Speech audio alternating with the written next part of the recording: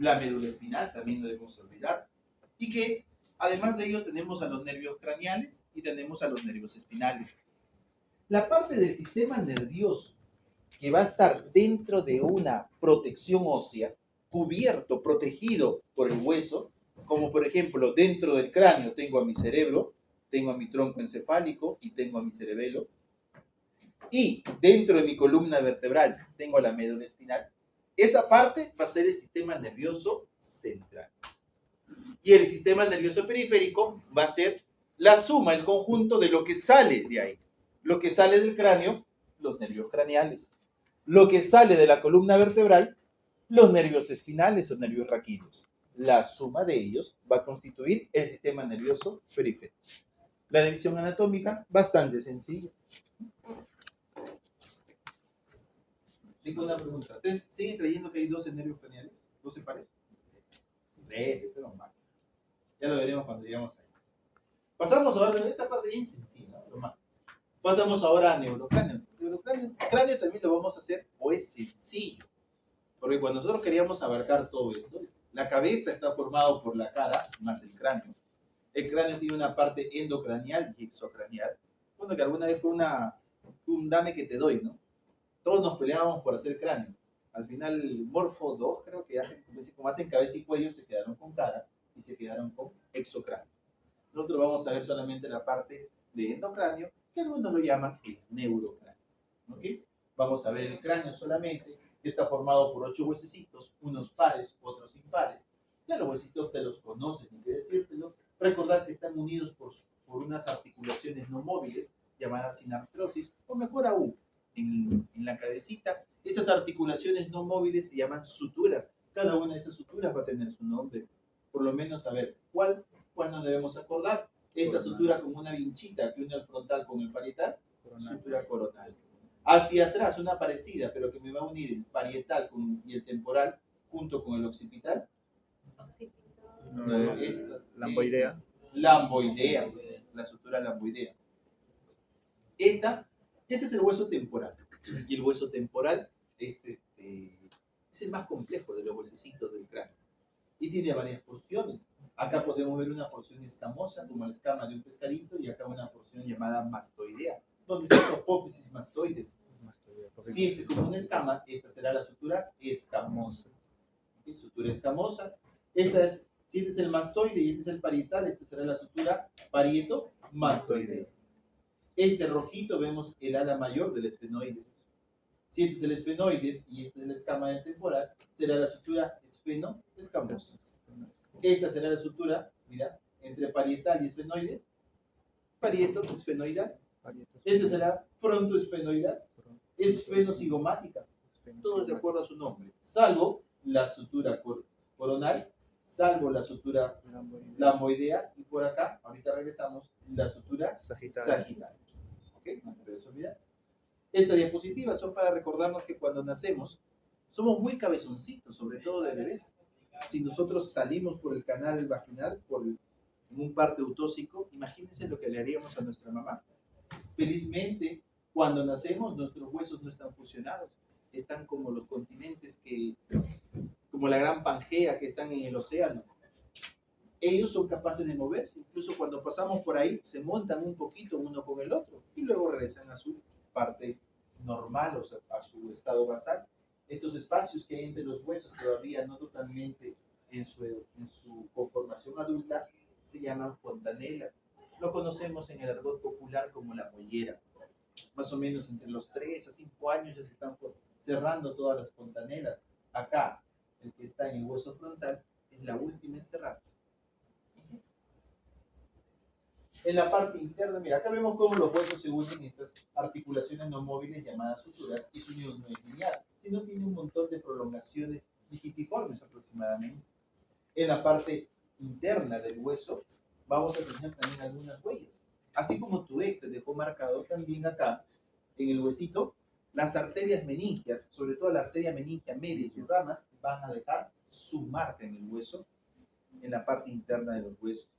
Algo curioso, algo bonito, es que si yo te digo de que estas impresiones meningias, también llamadas hojas de higuera, se deben a la huella, a la marca que dejan la arteria meningia media y sus ramas, Quiere decir que si tú sigues todas esas ramitas, los sigues hasta su origen, todas van a tener una confluencia y un lugar en común, que va a ser, como lo veremos diapositivas más adelante, el agujero espinoso. Pero antes de ver eso, vamos a ver la tapa del cráneo, la bóveda o calota craneal. La tapita de acá, lo vemos desde encima. Permíteme cerrar para que se pueda ver el contraste. Primero vamos a ver el huesito.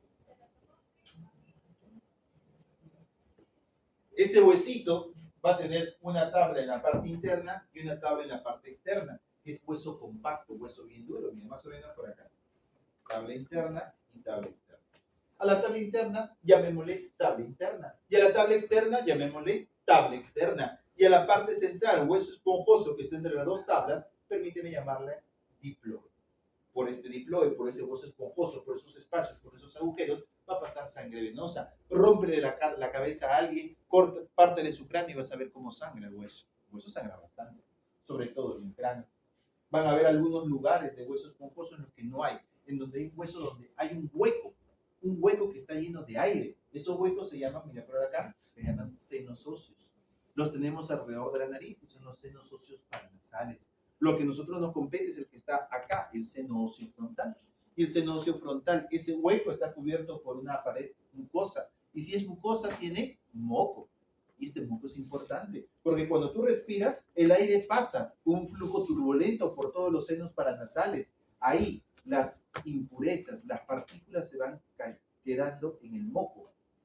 Se va calentando el aire y en tu vía respiratoria pasa el aire tibiecito, calientito y sin impurezas. Obviamente que a veces se puede acumular mucho, pueden proliferar bacterias y eso se llama sinusitis. ¿Okay? No solamente, mira, acá están, este se llama las impresiones meningias u hoja de higuera, ¿no?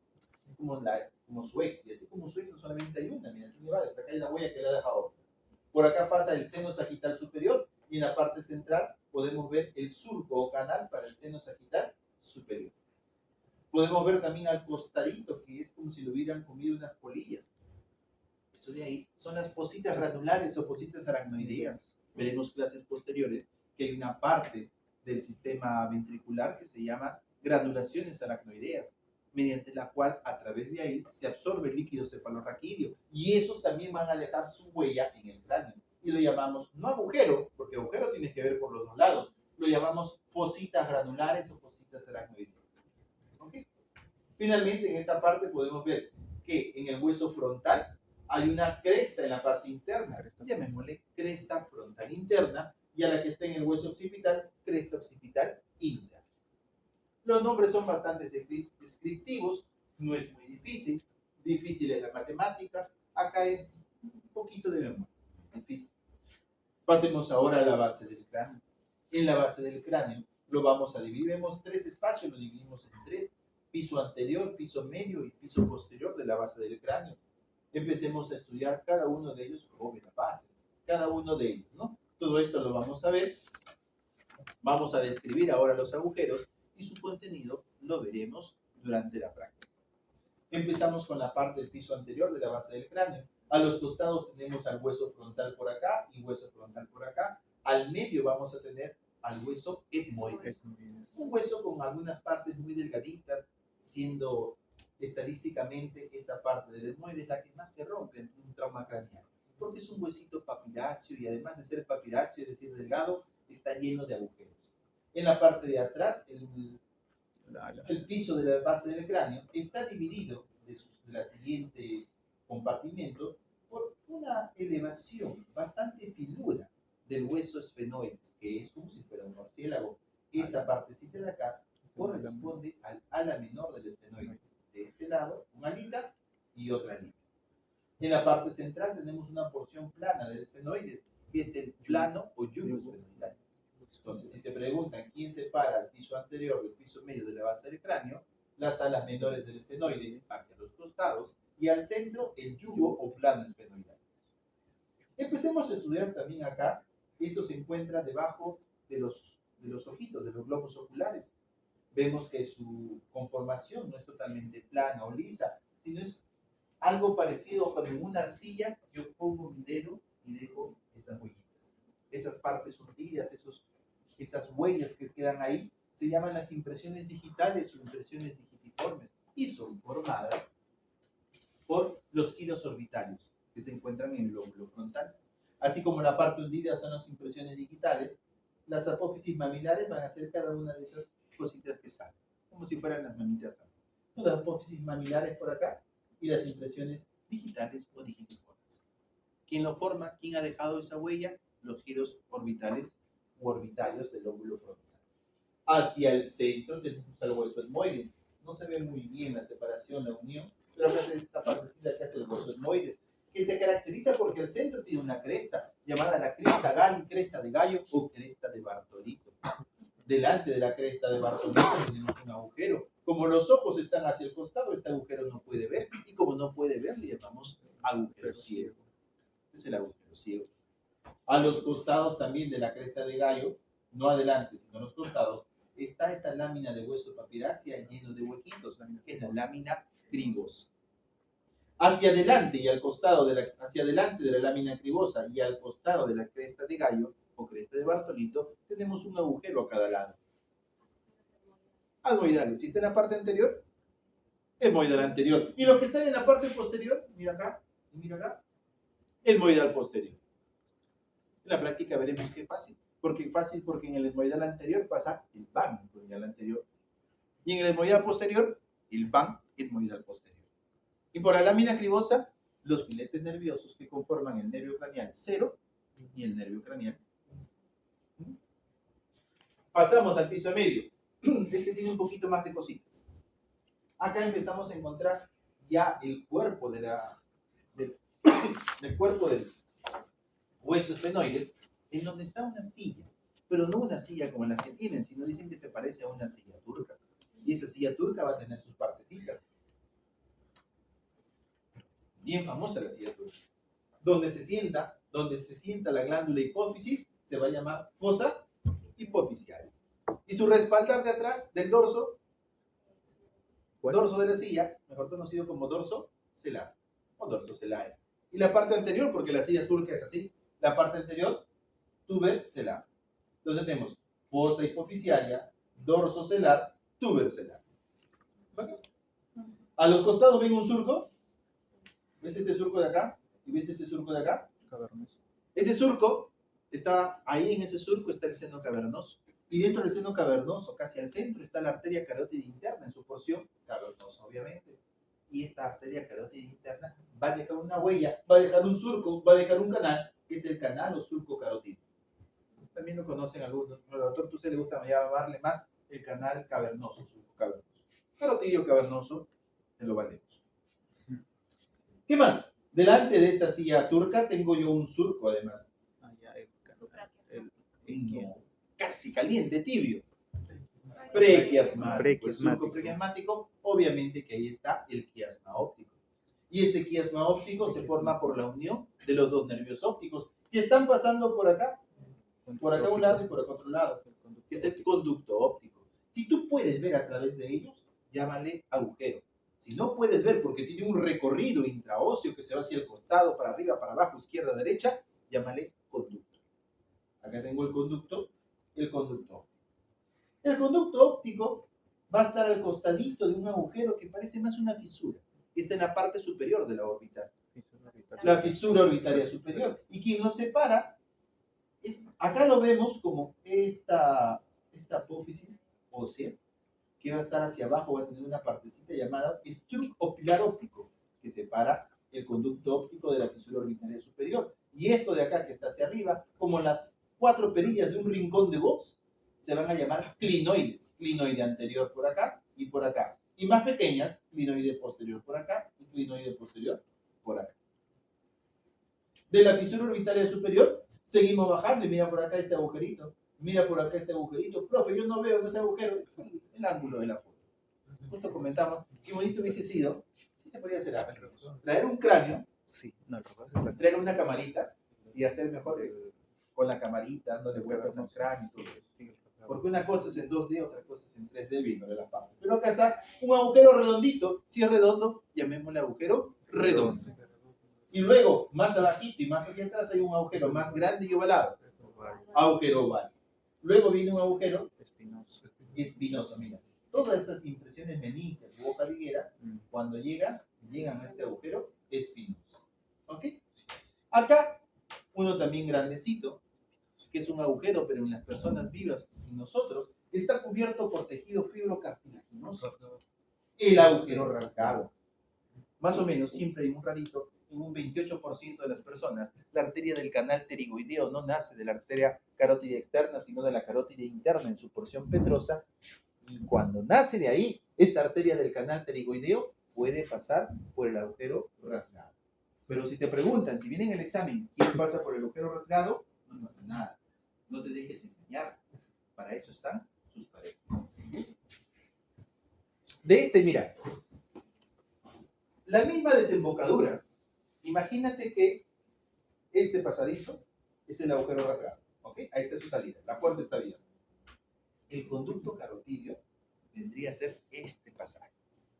El conducto carotidio tiene un recorrido intraóseo dentro del hueso temporal en su porción petrosa que viene por acá y se encuentra con el canal cavernoso y ambos tienen como un mismo orificio de salida.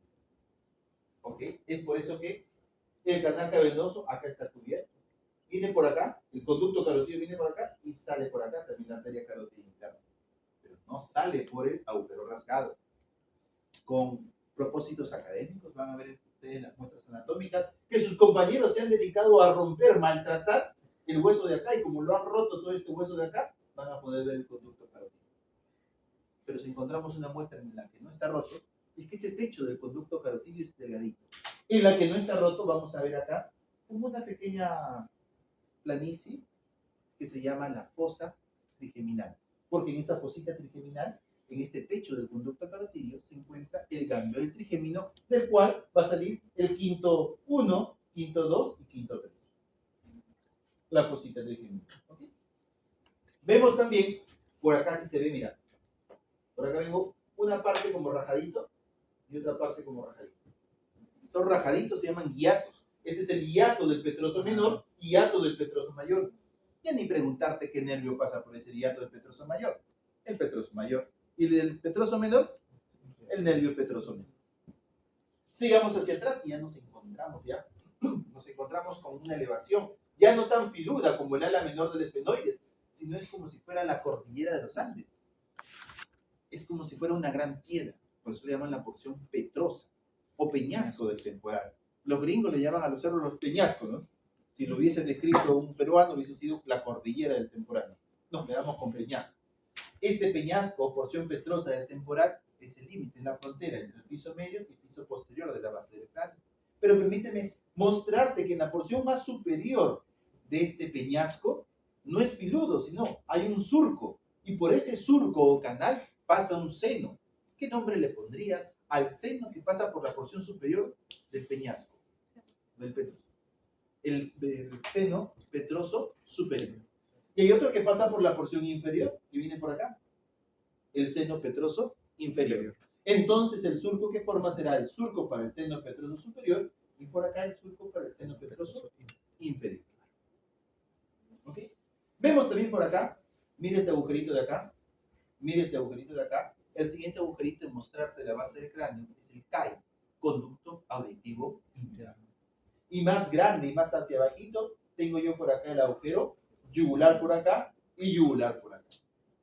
Y el más grande de todos ellos, obviamente, es el agujero magno o agujero occipital.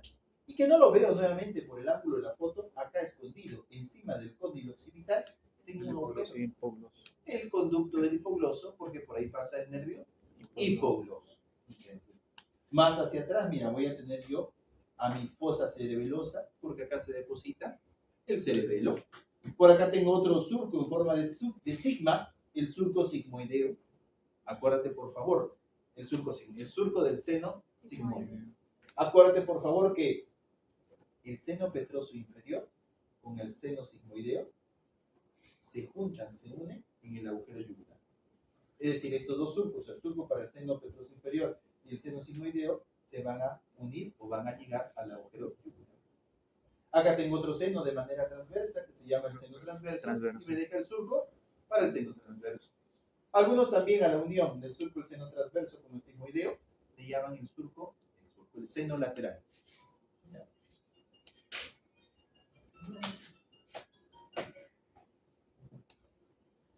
A ver, perdón. No. Uy, estoy en el... ¿Qué aula es esta? Caja 05. Sí. Oh, muchas gracias. Tenía la última, cómo lo vemos en la tomografía, pero antes, permíteme decir nuevamente, regresamos a las peleas. Te peleaste, ya te golpearon la cabeza. Esto era el techo de la órbita, ¿recuerdas? ¿Qué pasa si te fracturas acá? La sangre. ¿Y por gravedad hacia dónde va la sangre? ¿Y cómo se pone? El ojo de mamá. Te golpeaste en la cabeza y tú ves a la persona que con las horas, así como lo estás maquillando, parece que se va maquillando, ¿no? Pasando el tiempo, 1 o 2 horas, y se va haciendo más morado. Ojo de mapache. Un signo que te hace sospechar de fractura de base del cráneo. Específicamente del piso anterior de la base del cráneo. Ahora ya no. Ahí, mira. Acá está más bonito, acá está. Ahí está. Esto era el peñasco, el temporal. La porción petrosa. Acá en medio, es más, justo detrás del conducto carotídeo se encuentra el oído interno. ¿Qué pasa si ahora te fracturaste acá, el piso medio? ¡Ra! Otorragia. Y si no te rompiste el tímpano, hemotímpano. Otorragia, signo de fractura de la base del cráneo. ¿De qué parte? Del piso medio. Otro más.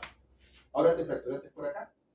Tú lo ves, no tienes nada. Pero como tú eres bien semiológico, lo empiezas a ver y agarras detrás de su oreja y encuentras un hematoma. El hematoma retroauricular, pero más conocido, más difundido, es su nombre en inglés. Es el hematoma de la batalla, el signo de la batalla. El signo de battle. Signo de battle, hematoma retroauricular, signo de fractura de la base del cráneo, en este caso sería del piso posterior. Una cosita curiosa. Yo te dije que la arteria carótida interna está pasando por acá, justo delante del oído interno. Con el oído interno oyes, ¿no? Y la arteria carótida interna sería pum, pum, pum. Y lo que tú oirías sería ese tum, tum, tum. Para que no lo hagas, la arteria carótida interna, que además de viajar con su plexo simpático, como con una mallita, igual viaja la arteria carótida interna con un plexo nervioso simpático, a ese nivel está rodeado de una laguna, un seno venoso. ¿Para qué? Para que dentro de sus funciones, para que esos latidos, esas vibraciones se amortigüen y no estés escuchando constantemente tum, tum, tum, tum, tum, tum, tum, ahí en tu oído. ¿Ok? Bien, chicos.